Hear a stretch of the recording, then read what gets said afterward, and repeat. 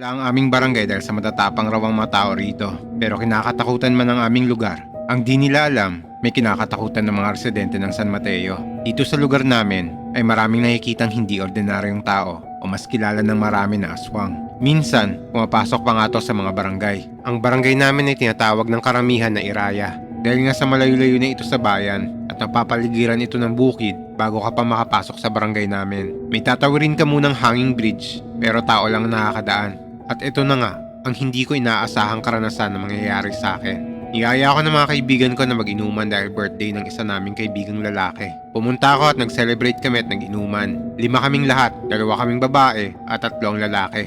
Nag-inuman kami hanggang madaling araw. Nasa alas 3 na ng madaling araw, nung nagyaya na akong umuwi. Sabi ko sa kanila, ihatid na ako pa uwi. Yung 2 kaibigan ko ang nagatid sa akin, si Jared at si Sandy. At yung 2 ko pang kaibigan ay naiwan sa bahay nila Jared para magpahinga na dahil lasing na sila. Habang naglalakad kami sa kalsada, napakadilim ng daan, napakadilim din ng paligid.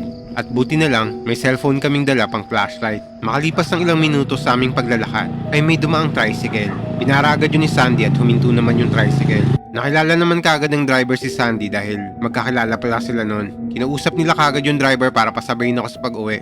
Dahil nga malayo-layo pa, kung lalakarin lang namin yung pauwi sa bahay namin. At yun na nga, nakumbinsin nila ang driver at pinasakay na nila ako.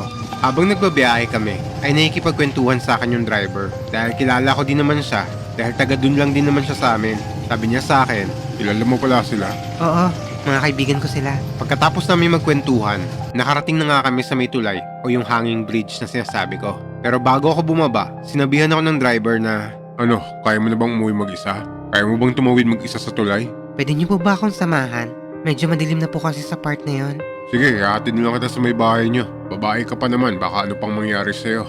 Habang naglalakad na kami papunta sa may tulay, may nakita akong isang lalaki na nakaputi sa kabilang dulo ng tulay, na nakatayo siya doon na parang may inaabangan. Dito na ako kinilabutan ng sobra. Hindi ko sinabi sa kasama kong driver na may nakita akong lalaki sa kabilang dulo ng tulay kasi baka matakot rin siya at hindi na ako samahan sa pag-uwi. Inilihim ko lang muna yon. Nung nasa tulay na kami naglalakad, mukhang napansin kami ng lalaking nakaputi na papalapit na kami sa kanya. Nagulat ako kasi bumaba siya papuntang kalsada doon sa may barangay namin. Nung nakababa na siya, tumahol lahat ng aso sa kalsada. Na para bang lahat ng aso ay galit na galit at parang may kasamang takot yung tahol nila. Yung tipong nakakita sila ng masamang elemento o hindi ordinaryong tao. Ang pinagtataka ko lang ng mga oras na to, nung kami na ang bumaba at nasa kalsada na kami, ay ni isang mga aso walang tumahol. Hindi kami tinahulan ng mga yon, parang wala lang. Dito na nga ako nagtaka dahil 2 kami pero walang tumahol sa amin. Samantala yung isang lalaki na nakaputi, grabe yung tahol ng mga aso. Mas nangilabot pa nga ako ng sobra nung medyo malapit na kami sa bahay. Pero sa puntong to, sinabi ko na sa tricycle driver yung nakita ko. Nung papalapit pa lang tayo sa may tulay, may nakita akong lalaking nakaputi kanina doon. Pero hindi ko na lang sinabi sa'yo kasi baka hindi mo na ako ihatid eh. At baka pati ikaw matakot na rin. Pagkasabi ko sa kanya nun, hindi siya umimik. Wala pang 1 minuto ay may sinabi na siya sa akin. Maglakad ka lang ng diretso at huwag kang lilingon hanggang sa makarating ka sa inyo at makapasok ka sa bahay niyo. Huwag ka nang magsalita at huwag ka na rin magtanong kung bakit. Mahinang sinabi niya sa akin to na para bang ibinubulong niya na lang sa akin. Sa mga oras na yon, labis na yung takot ko at hindi ko maipaliwanag yung nararamdaman ko at di ko alam kung anong gagawin ko. Nanginginig na ako sa takot at nag-iiba na yung simoy ng hangin para bang lumalamig. Habang naglalakad kami, tumingin ako sa anino namin. Meron palang isang anino na nasa likuran namin. Sinusundan kami noon. Kinausap ulit ako ng driver at binulong niya na lang sa akin na tumakbo ka ng napakabilis.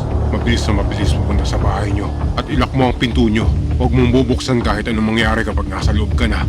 Ako naman, ihinto ko rito saglit habang ikaw tumatakbo para hindi ka sundan ng lalaking nakaputi dahil ihinto yun sa likod ko pag huminto ako. Pag nakita kitang nakapasok na, ako naman ang tatakbo pabalik. Sigurado po kayong okay lang kayo? Bahala na, basta sundin mo na lang ako.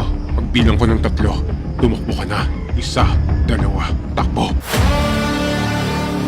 At tumakbo nga ako ng napakabilis hanggang makapasok ako sa loob. Sinarado ko kagad ang pinto at tumigil ako sa may likod ng pinto at pinakinggan ng paligid kung may sumunod ba o wala. Nagpasalamat na lang ako sa Diyos dahil safe ako nakauwi at hindi ako sinundan ng lalaking nakaputi at hindi ko alam kung anong nangyari sa driver pero sa tingin ko naman successful yung plano namin at nag-work naman dahil kinabukasan nakita ko yung driver na yon at mukhang ligtas naman siya. Tinanong ko siya kagad kung may nangyari ba sa kanyang masama. Pero sabi nun, ligtas naman siyang nakauwi. Hanggang ngayon, buhay pa naman yung driver na naghatid sa akin.